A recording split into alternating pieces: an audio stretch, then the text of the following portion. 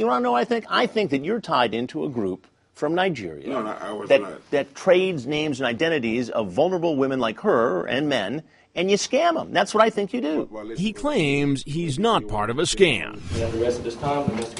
But as he leaves our hotel room, the man known as Diplomat Jeffrey Grant is arrested and charged with fraud by city police in Greenville, South Carolina. They were tipped off to our meeting by the police in Connecticut, who originally launched the investigation. I finally was able to contact somebody who really realized that this was going to be a significant arrest. But the job of determining just who the so-called diplomat really is and how far his crime ring stretches is just beginning. He had criminal history here in Greenville that dates back to 1996. Detective Rick Floyd has discovered his real name is Kenneth Ojua. Originally from Nigeria, he's lived in the United States for 14 years, and it turns out this isn't the first time he's been arrested. In fact, records show that 3 years ago, in the bar at the same Hyatt hotel where we met him, Kenneth Ojua allegedly tried a similar scam on a doctor from Texas. Dateline watched as an investigator from the local sheriff's department opened the evidence they seized in that case 3 years ago. This is the great book. Including a logbook from Ojua's apartment, listing hundreds of potential victims from all over the country. A possible clue on how thieves stay so organized when communicating all over the world. Each page lists at least one victim. 2,300 from this person, 8,500 from this person, 5,000 from this person, 6,000 from this person. The total take if he collected it all? When I added it up, how much money he got out of people was about $2.3 million. That's right. More than $2 million. And there's more. Remember that black money trick Shireen saw? So bundles of black bills. Yes, yes. So walk me through this evidence. When Detective Dave Weiner showed me the evidence, he said smuggling black money out of Africa was part of the scam 3 years ago.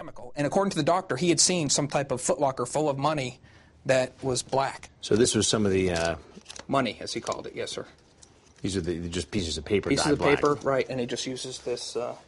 shoe polish. Shoe polish, liquid shoe polish. Shoe polish to turn paper black, and bottles of supposedly special chemicals to turn it back into real money. Turns out the doctor had fallen for the same trick Shireen saw. He was a doctor. Right. You'd think he'd know better. He's book smart. Not street smart. Right. The detective says he tried to convince federal authorities to take the multi-million-dollar case, but they declined, even though Ojua's logbooks contain detailed entries, names of the scammers overseas, names of U.S. victims, the fortune they'd been promised, even the fake names Ojua was supposed to use when he met them. Meanwhile, the Texas doctor who'd been ripped off was getting cold feet about testifying. So local prosecutors cut a deal with the suspect, Kenneth Ojua. He paid the doctor back, and the charges were dropped.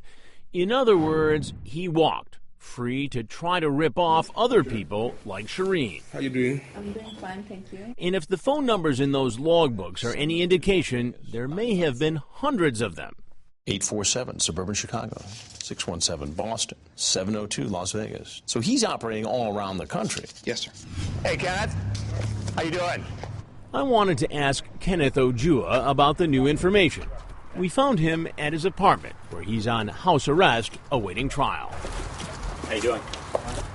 He invites us in, but when I start asking about that list of victims all across the country, he doesn't have much to say. When you were arrested in 2007, police found all these logs in your possession, these records, indicating, for instance, that these were contacts, these were targets of your scam.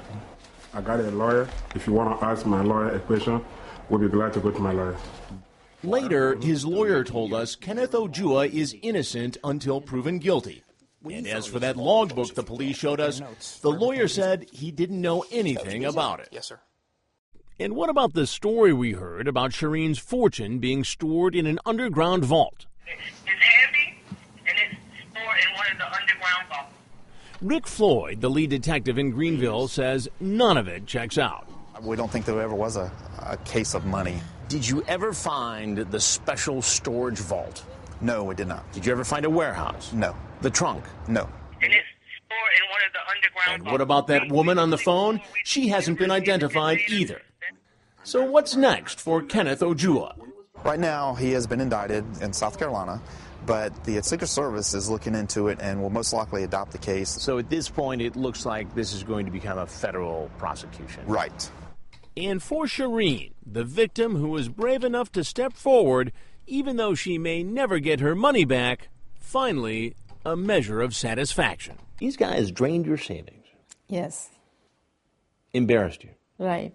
How did it feel for you to see this guy put in handcuffs and arrested? It made me feel really great. Finally, some justice. What do you say to people who say, this could never happen to me? I'm too smart for it. We're not as smart as we think we are when it comes to human emotions.